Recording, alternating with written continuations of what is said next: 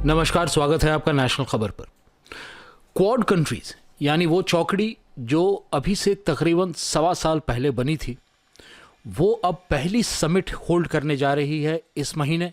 और इस बारे में जो है कॉन्फर्मेशन दिया है ऑस्ट्रेलिया के प्राइम मिनिस्टर स्कॉट मॉरिसन ने। उन्होंने अभी एक न्यूज़ कॉन्फ्रेंस के दौरान कहा कि उन्होंने इस मामले में जो डिस्कशन किया था यूएस के साथ, उनके जो प्रेसिडेंट हैं जो बाइडन, हिंदुस्तान के जो प्राइम मिनिस्टर हैं नरेंद्र मोदी, और साथ में जापान के जो नए प्राइम मिनिस्टर बने हैं शिंजो आबे के बाद, उनका नाम योशिहिदे सुगा है, उनके साथ बातचीत की। तो इन सबों के साथ बातचीत करके जो है ये बात सामने आई कि अब एक समिट होनी चाहिए इस क्वाड की।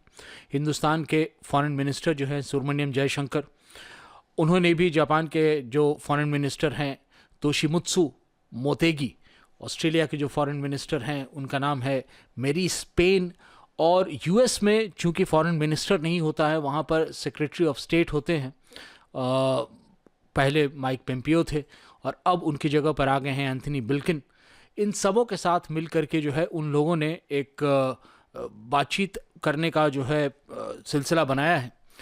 सवाल ये उठता है कि क्वाड यानी कि मैं जैसे हिंदी में अगर बोलूँ तो चौकड़ी जो है, उसके साथ अगर एक जगह पर ये सारे लोग आते हैं तो बहुत एक बड़ी बात होगी, क्योंकि चाइना इस समय जो है वो बैकफुट पर है। चाइना चाह रहा था हिंदुस्तान पर एक दबाव बनाना, जो नरेंद्र मोदी हैं उनके ऊपर एक दबाव जैसी चीज़ बनाना चाह रहा था जगह जगह पे एक्सकर्शन करके। लेकिन ये अंदाज़ा उन लोगों को लग गया है कि ये आसान काम नहीं है, हिंदुस्तान पुशबैक कर रहा है। इनफैक्ट इससे पहले ऑस्ट्रेलिया ने पुशबैक नहीं किया था, इंडोनेशिया ने पुशबैक नहीं किया था, और फिलीपींस ने पुशबैक नहीं किया था। इन सबों के थोड़े थोड़े वाटर के राइट्स जो है जब कहीं ना कहीं चाइना इस पर दखल कर रहा था। लेकिन जब हिंदुस्तान के साथ ज़मीनी मामले पर बात उठी तो वैसे में जो है नरेंद्र मोदी ने पुशबैक किया है। अब सवाल ये उठता है कि ये एक अजीब सी चीज़ बनेगी, क्योंकि चाइना बैकफुट पर, चौकड़ी की जो भी बातचीत चल रही है ये अपनी जगह पर एक बड़ी बात होगी। लेकिन इसमें एक जो एंगल है जिसको कोई नहीं सोच रहा है वो है पाकिस्तान। क्योंकि पाकिस्तान इस समय तक जो है वो चाइना के साथ कोई डिफेंस का ऐसा मसौदा बहुत बड़ा नहीं कर पाया है। सिर्फ ये आशाएं हैं कि पाकिस्तान के ऊपर अगर कोई तकलीफ आती है तो चाइना खड़ा होगा। लेकिन चाइना के साथ अगर हिंदुस्तान एक जगह इंगेज कर लेता है, और वैसी हालत में हिंदुस्तान के पास इस समय इतने असले बारूद और इतनी बड़ी मिलिट्री पावर है कि वो 2 अलग अलग जगहों पर चाहे तो इंगेज कर सकता है। तो ये एडवांटेज जो था पहले पाकिस्तान के पास कि अगर चाइना एक तरफ एग्रेशन कर दे तो हिंदुस्तान बैकफुट पे आएगा, ये अब नहीं होगा। और अब क्वाड के साथ क्या है कि क्वाड जो है ये कहीं ना कहीं जाकर के एक चौतरफा जो ये एक कोalition है, इसमें मिलिट्री पावर को भी साथ लाने की बात है। आपको याद होगा कि पिछले साल हिंदुस्तान, जापान, ऑस्ट्रेलिया और यूएस की नेवी ने एक साथ प्रदर्शन किया था। लेकिन ये बात भी आप समझे कि हिंदुस्तान कभी भी क्वाड को एक मिलिट्री इनिशिएटिव नहीं बनने देना चाहेगा, क्योंकि वैसा करते के साथ एक अलग समस्या क्रिएट होगी हिंदुस्तान के लिए, वो है रशिया के साथ।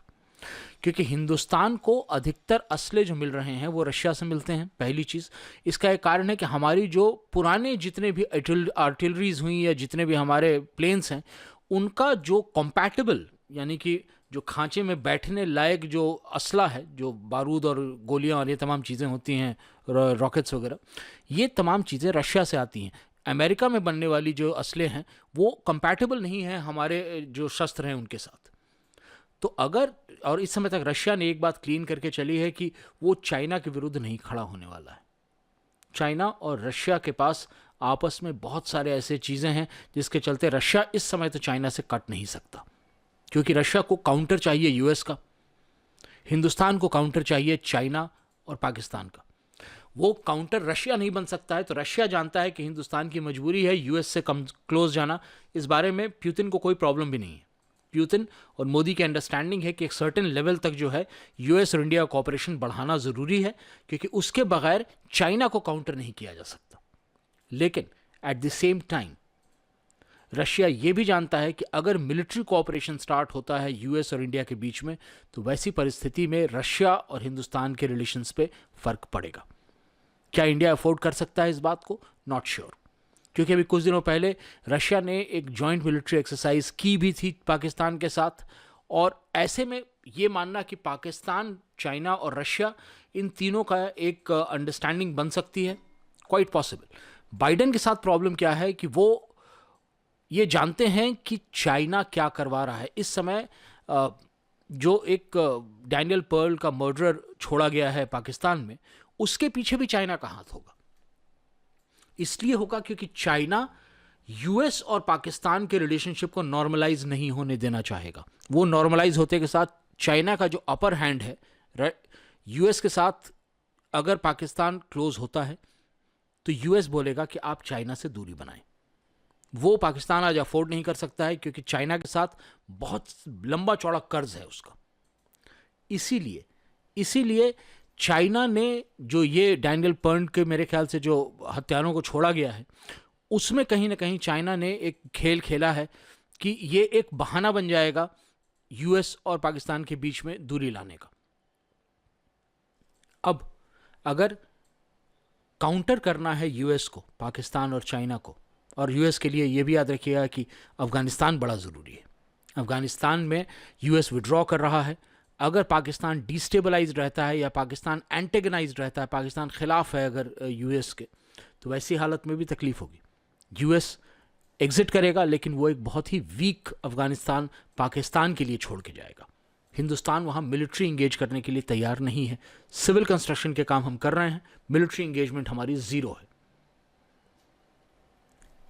क्वाड इस बात को इंश्योर करेगा कि चाइना बैकफुट पे रहे, वरना यूएस के अफगानिस्तान से बाहर निकलते के साथ जिस तरह पाकिस्तान आज की डेट में एक कर्ज से दबा हुआ मुल्क बन गया है चाइना का, चाइना एंट्री करेगी अफगानिस्तान में भी और उसको भी कर्ज से दबा हुआ मुल्क बना देगी।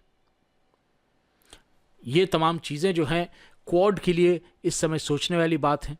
ये लीडर्स सामने कुछ और बात करेंगे, जो आपके सामने जो प्रेस कॉन्फ्रेंसेस होंगी उसमें आपको बहुत ऊपर ऊपर की बातें सुनाई देंगी कि कंस्ट्रक्टिवली काम करेंगे, पीस के लिए करेंगे, प्रॉस्पेरिटी के लिए करेंगे, स्टेबिलिटी जो है इंडो पैसिफिक जो एरिया है उसमें करेंगे।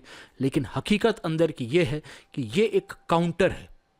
बाइडेन किस करवट बैठेंगे कंफर्म नहीं थे, लेकिन डैनियल पर्ल के जो आज़ाद जो हुए हैं कातिल, उनके बाद से ये क्लियर है कि अब बाइडेन के पास जो है चाइना और पाकिस्तान को हल्के में लेना मुमकिन नहीं है।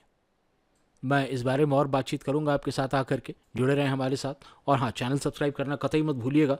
हम बड़ी ही पैनी नज़र और बहुत ही अलग किस्म से खबर ला के देते हैं आपको। धन्यवाद।